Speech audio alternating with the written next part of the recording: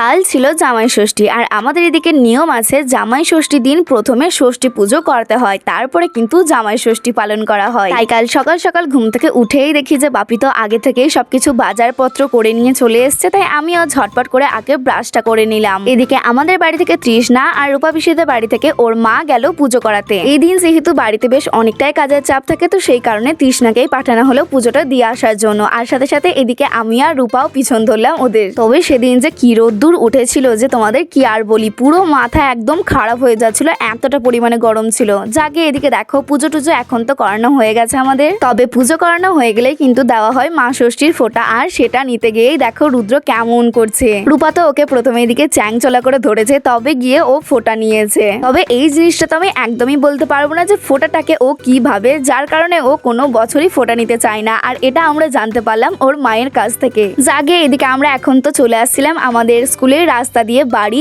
আর তারপরেই দেখা যায় যে প্লেটে এখনো পর্যন্ত আতপ চালগুলো পড়েই আছে। তাই রূপা পিসির মাকে আবার যেতে হয় সেই আতপ চালগুলো ঠাকুর মশাইয়ের কাছে দেওয়ার জন্য। আর তারপরে এদিকে সবাই মিলে আমরা এখন চলে আসি বাড়ি। আর বাড়িতে আসা মাত্রই তো এদিকে আমার মা আমাকে ফোঁটা দিতে লেগে গেছে। তারপরে এই ফোঁটার পর্ব চলে বেশ অনেকক্ষণ ধরে, দেখতে দেখতে 10টা থেকে প্রায় 12টা 2টো বেজে যায়। তোমরা যারা আমাদের মতো গ্রামের দিকে থাকো তারা তো এই জিনিসটা রিলেট করতে পারবে যে আমাদের এদিকে ঠাকুমা জেঠুমার কোনো রকম অভাবই হয় না, তাই সবার কাছে এক একে ফোঁটা নিতে গেলে একটুখানি তো দেরি হবেই। আর জানো তো আমাদের এদিকে আরো একটা নিয়ম আছে, যদি বাড়ির কোনো ছেলে মেয়ে ষষ্ঠীর দিন বাড়িতে না থাকে তাহলে তার ফোঁটাটা কিন্তু দরজার সামনে তুলে রাখা হয়। আর এই নিয়মটার মানে হচ্ছে দরজার সামনে ফোঁটা দেওয়া মানে তার কপালে ফোঁটাটা গিয়ে পড়া। যাকে আজ তোমাদের একটা মজার জিনিস দেখায়, প্রতিদিন পুজো দেওয়ার পরে কিন্তু এই কাকটা আসে প্রসাদ নিতে, আর আজ ভিডিওটা করতে পারলাম আমি।